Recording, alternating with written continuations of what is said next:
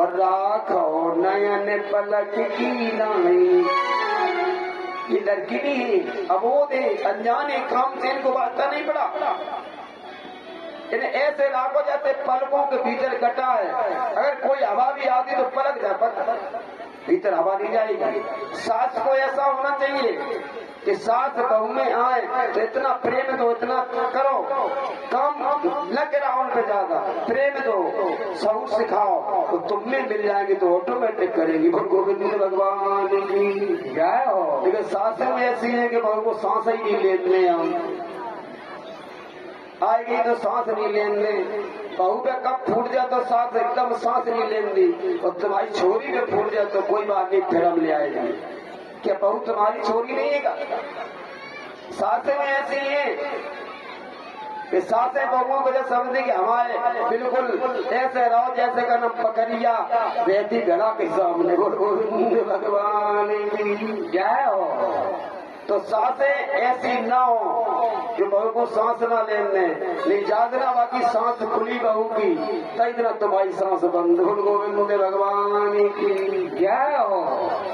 सासों को बहू के प्रति नम्रता होनी चाहिए, पर बहू में से निवेदन है कि सासों के प्रति नम्रता रखे तो कितना बढ़िया घर चलेगा। ऐसे ही हुआ राम जी के यहाँ। राम जी चारों भैया, चारों बहू में दशरथ, कौशल्या, सुमित्रा, केकई रह रहे हैं, पूरा घर महल भरा हुआ है।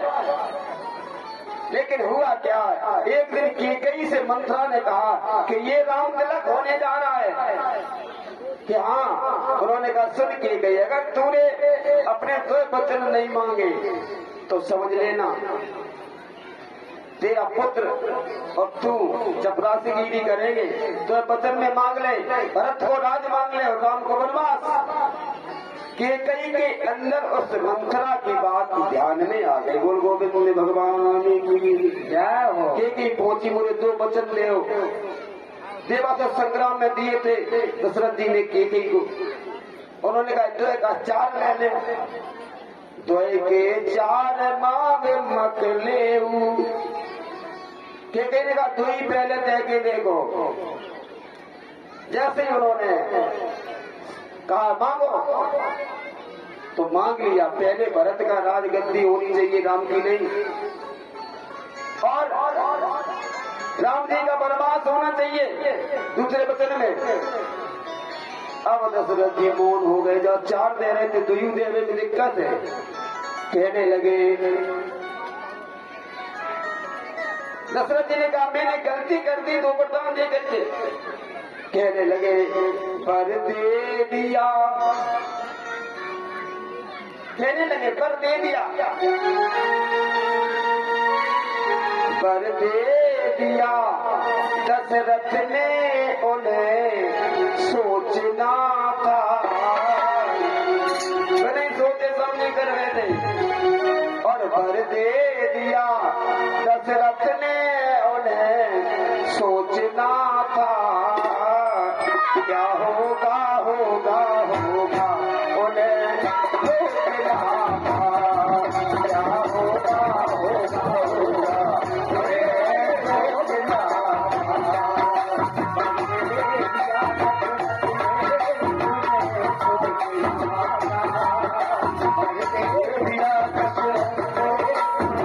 सोचना था।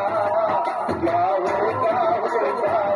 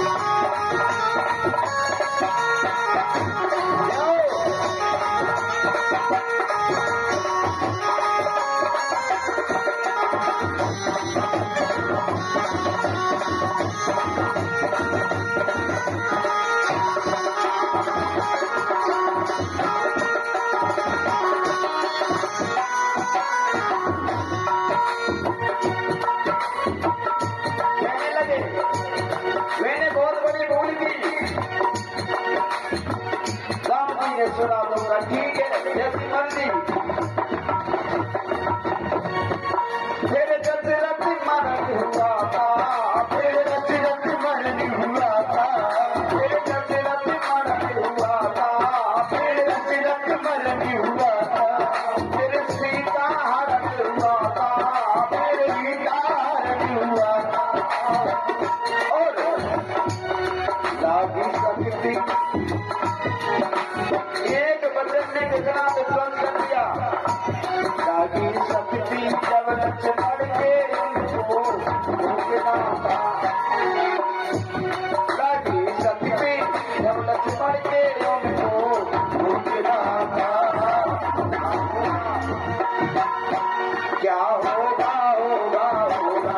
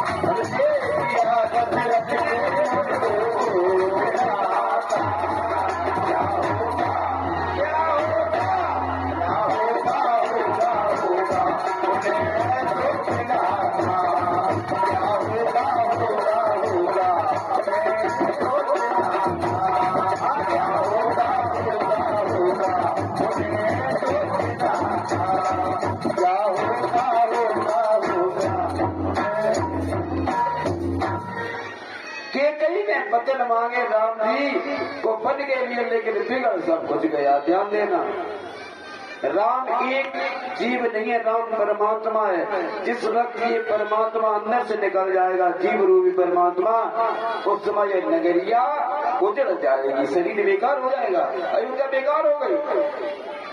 समन से कहा राम जी ने, चलो मुझे ले चलो। दशरथ जी के बिना राम जी के दशरथ जी रोने लगे, गिर पड़े जैसे एक अंडुआ टूट के गिरता है। राम जी के पिताजी आपके वचनों का पालन करने जा रहा हूँ, चिंता मत करो। कि कई रो, सुमित्रा रोने लगी, कौशल्या रोने लगी, पूरी अयोध्या रोने लगी। राम ने कहा पिताजी के वचनों का पालन करूंगा। राम जी चल दिए। सीता जी आए, उन्होंने कहा हम भी चलेंगे। उन्होंने कहा तुम न जाओ, कंकड़ होंगे, पत्थर होंगे, कांटे होंगे।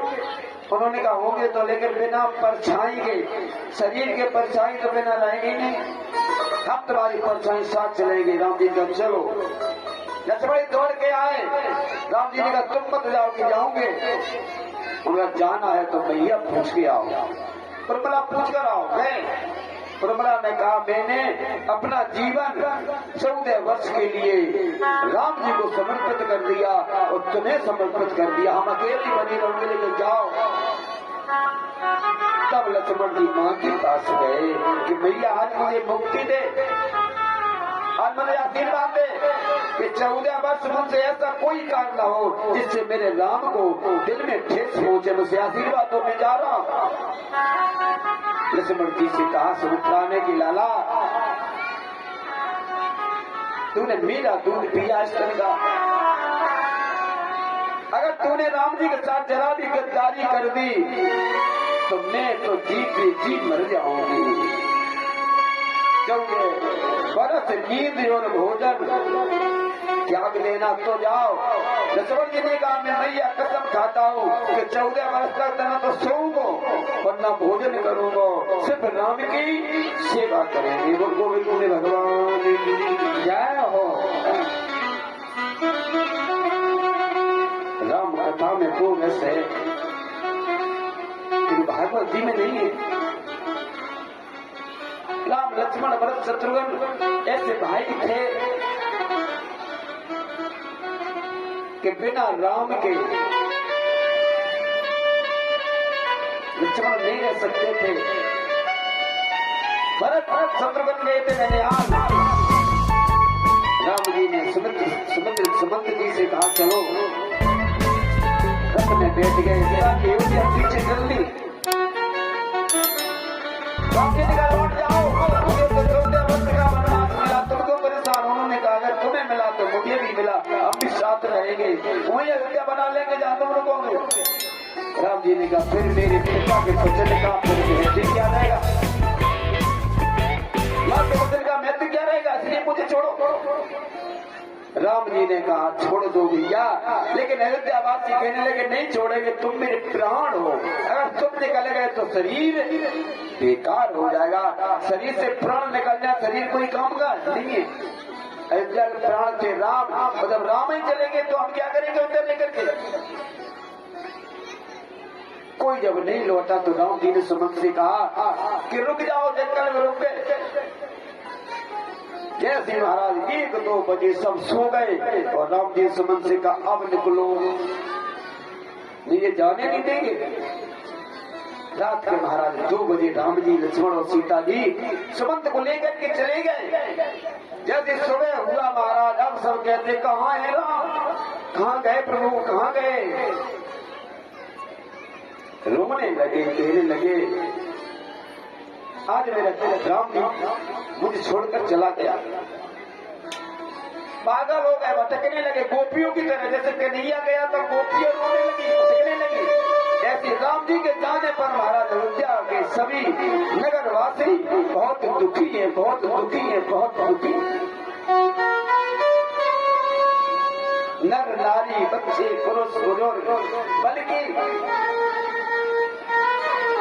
जिन्हें हम नपुंसक कहते हैं हिजड़ा, वो भी रो रहे हैं। राम जी ने कहा मुझे निषाद जी के पास ले चलो। 2-4 दिन ढूंढा, राम जी को नहीं मिले तो सब अयोध्यावासी रोते रोते आए। उन्होंने कहा अयोध्या में दीपक नहीं जलेगा, 14 वर्ष तक कोई दीपक नहीं जलाएगा। भरत जी आए, भरत जी ने कहा भैया राम जी कहाँ है? एक ही बोली उन्हें तो वनवास मिल गया, किसने दिया कि मैंने, तुम राज करो, उन्हें वनवास दे दिया। भरत ने कहा भैया तूने सब बिगाड़ दिया, जिस राम के लिए मैंने पूरा जीवन समर्पित किया, आज वो राम अयोध्या से निकल गया। अब मैं तुझसे कभी जीवन में मां नहीं कहूंगा, उसके किसी के दिया। नंदीग्राम में महाराज एक सुंदर सी कुटिया बनाई, 10 फुट नीचे गड्ढा खोद करके और कांटों की सैया पर सब कुछ त्याग दिया गया, यहाँ रहेंगे। नंदीग्राम में भरत जी गऊ में भीगे हुए जौ उनसे महाराज भोजन करते हैं, लौट कर इधर नहीं आए। इधर महाराज जी क्या हुआ, केवल निषाद जी के पास राम जी पहुंचे। निषाद जी ने जैसे ही देखा उन्होंने कहा आज मेरा वही राम आ गया जिस राम के लिए मैं वर्षों से जन्म जन्मांतरों से याद कर रहा था। एकदम कहने लगे कि हे प्रभु आज तुमने मुझे किताब कर दिया, किताब कर दिया। जैसी देखा तोड़ कर गए वे राजी, पर राम जी को एकदम प्रार्थना करने लगे, चरणों से पड़ गए। हे राम जी तुम मेरी बात क्यों आए? उन्होंने कहा तुम्हें तो मेरी सखा हो और कोई नहीं सका। क्या बात है, कैसे ऐसा हुआ? जैसे उन्होंने कहा तो उन्होंने कहा ठीक है। घर ले गए सिरकबीरपुर राम जी को। राम जी ने कहा नगर में नहीं जाऊंगा क्योंकि नगर तो छोड़ के आई है, बाहर मेरी कुटिया बना दो, वही सेवा करो। गोनाथ जी ने बाहर कुटिया बनाई सिरकबीरपुर की बाहर। और महाराज उन्होंने कहा प्रभु अब कोई चिंता की बात नहीं, ये कोई साधारण पुरुष नहीं थे।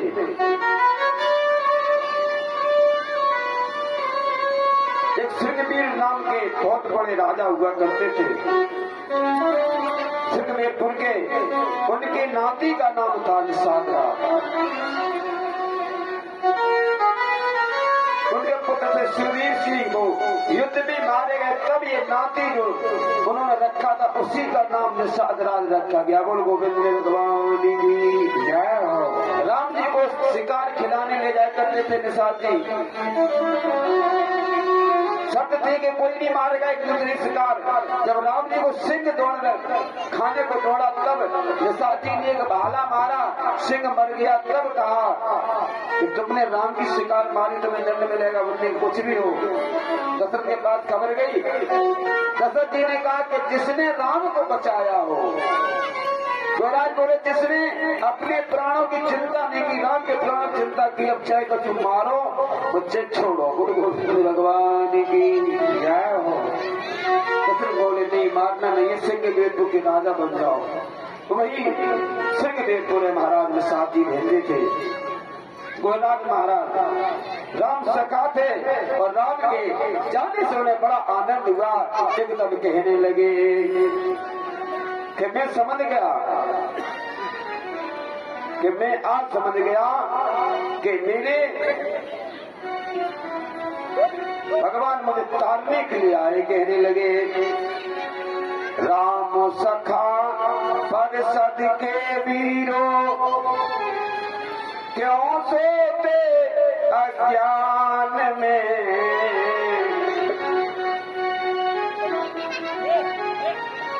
राम सखा परिषद के वीरों, क्यों सोते अज्ञान में, गौरी सुमन जगावत तुमको, खोलो नींद जहान में।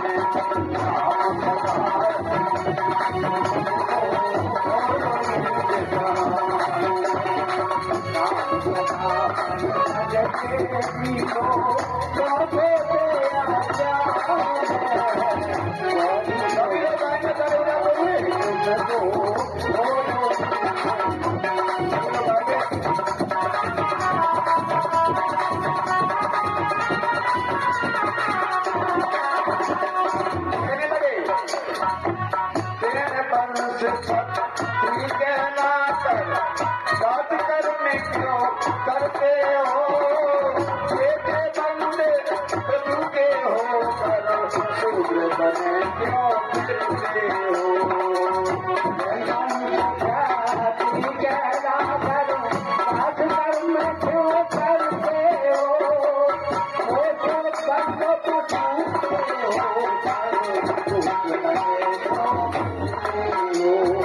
कहने लगे साथी और वीर उनकी राजधानी,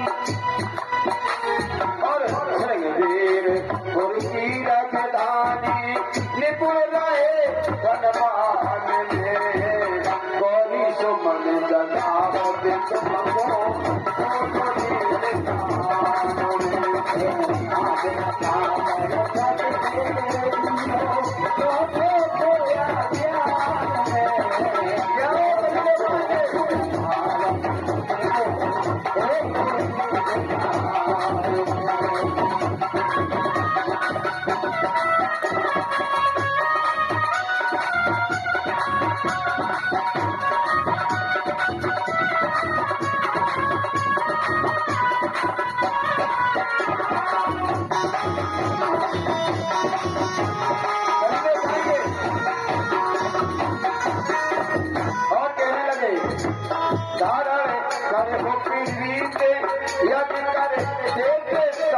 बताते हैं सभी वीर साथी रंग रंग में, क्यों पुराण कर साथे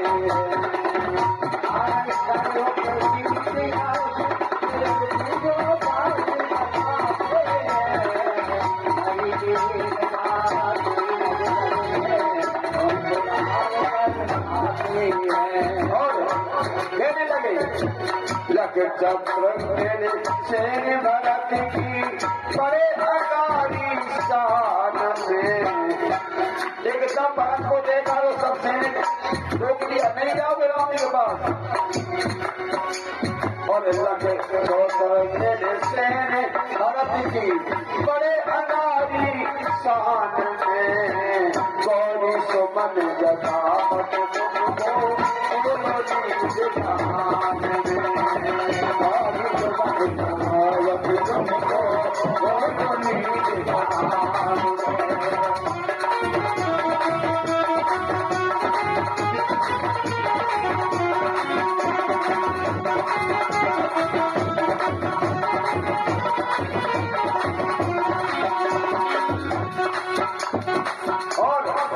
कहने लगे धन बेचा एक लंबी बीड़ी की यही एक लंबी देख बोर्ड की सामने दिखाई दे रही ये धनुर विद्या में श्रेष्ठ थे निषाद बंशी थे धन बेचा एक लंबी बीड़ी की लगे दुनिया सर्राती थे अर्जुन कर के कौन कहे कुद्रोड़ की मत टकराते दुनिया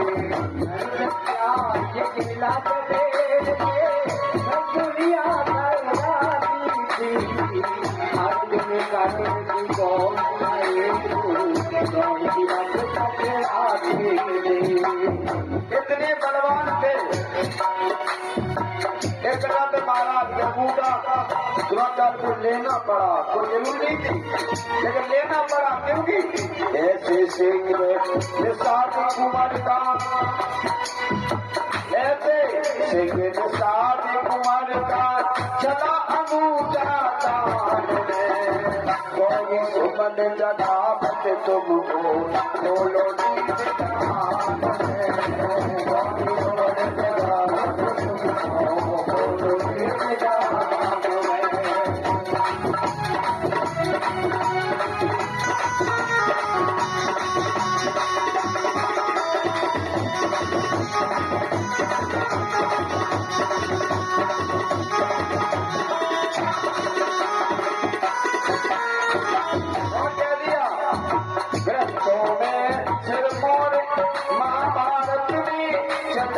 आती है दशराज की पति की कन्या सत्यवती कहलाती है दशराज की पति की कन्या सत्यवती कहलाती है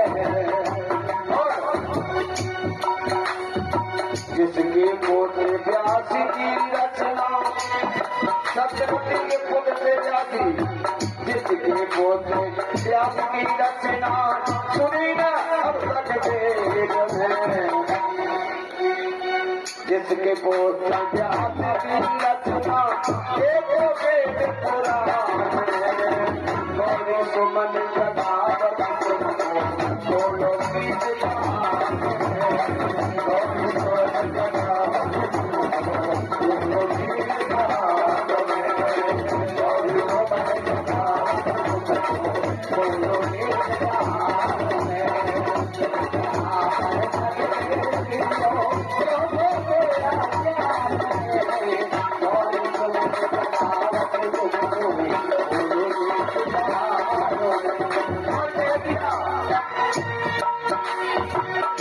बड़ा विस्तार से गाना लिखा है ये हमारे स्वामी जी थे देवराज के उन्होंने गाना बनाया था बहुत पहले आप लोग जानते हो मैं तो नहीं जानता स्वामी जी थे काशी से पढ़ के आए थे महासेव मचेंद्र नाथ जी किसी कुल के उजियारे थे नागपंथ की करी स्थापना लाखों पापी सारे थे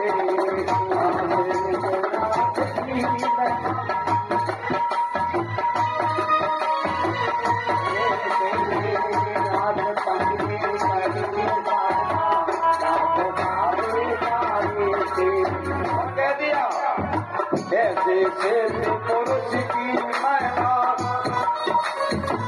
ऐसे पुरुष की महिमा सुनी में अपने कान में कोई सुमन जगावत तुमको बोलो नीच जहान कोई सुमन जगावत तुमको बोलो नीच जहान कोई सुमन जगावत तुमको बोलो नीच जहान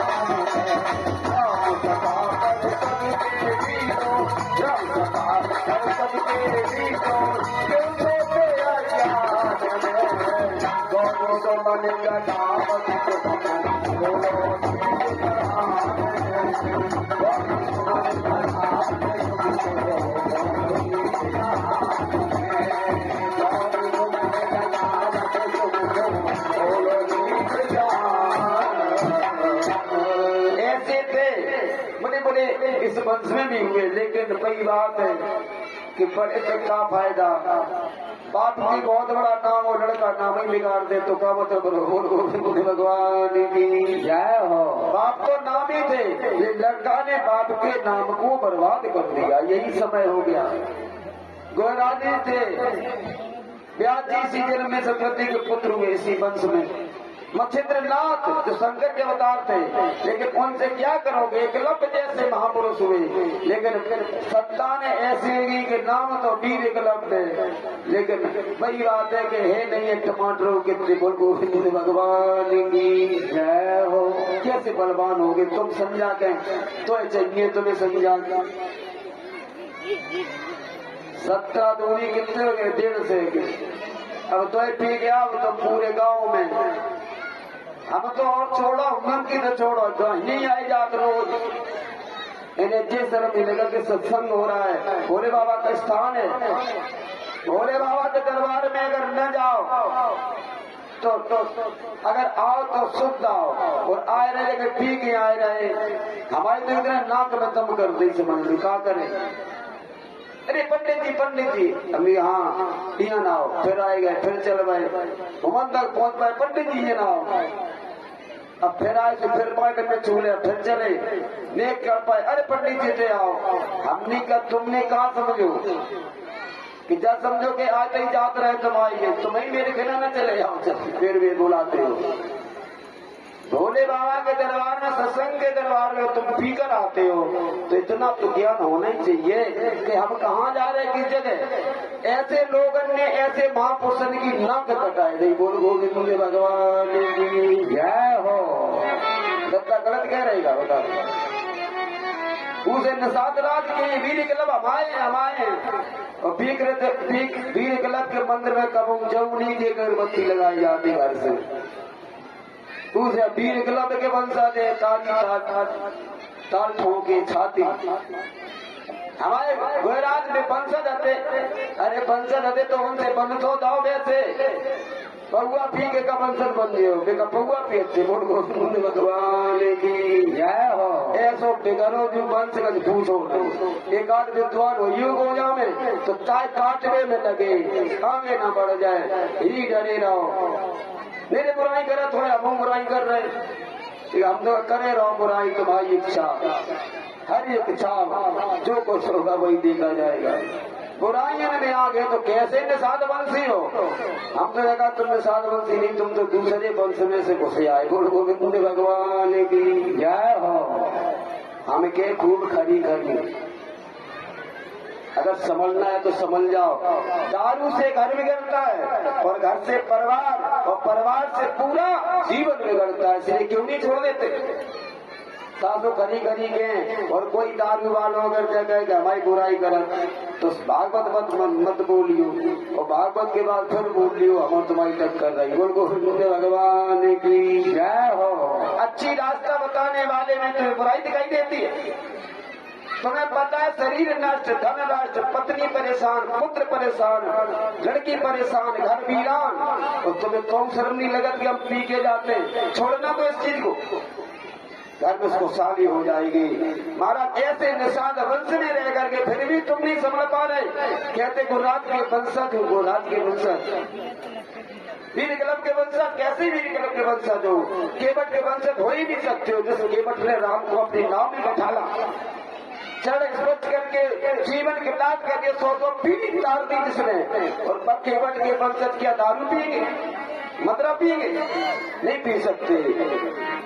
महाराज हुआ ये कि बहुत सेवा की, उन्होंने कहा चलने तो भैया निषाद जी, तब केवट के पास गए महाराज। और हुआ ये कि केवट के पास जैसे ही पहुंचे तो अकेले नहीं थे, राम लक्ष्मण भरत शत्रुघ्न, भरत शत्रुघ्न रह गए, राम लक्ष्मण सीता बलाजू साथ में गए।